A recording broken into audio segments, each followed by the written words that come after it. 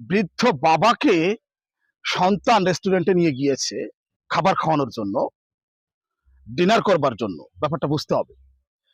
দেখেন, বাবা যখন খাবার খাচ্ছে, বাবার মুখ থেকে খাবার নিচে পড়ে যাচ্ছে, তার মুখে লেগে যাচ্ছে।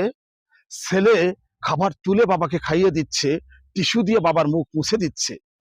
এই দৃশ্য পাশে বসে থাকা একজন বয়স্ক লোক দেখছে।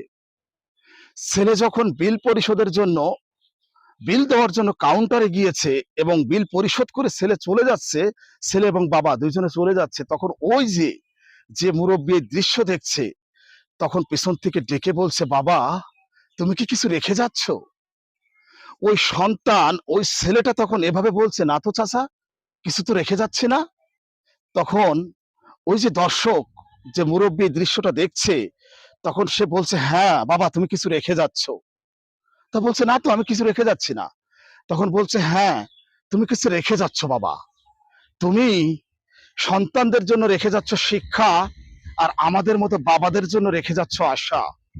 প্রিয় ভিউয়ার্স, এখানে আমাদেরকে বুঝতে হবে। দেখেন, এই দৃশ্য দেখে মুরব্বী ওই সন্তানের কাছে জিজ্ঞেস করছে, তুমি কি কিছু রেখে যাচ্ছ?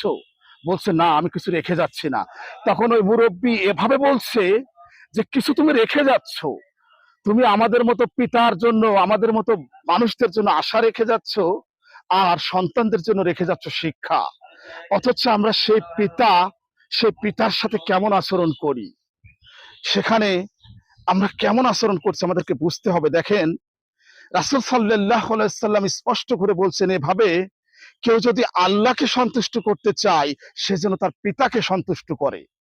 এবং পবিত্র কোরআনে এভাবে বলা হচ্ছে, তোমরা তোমাদের পিতামাতার সামনে উফ শব্দটি উচ্চারণ করবে না।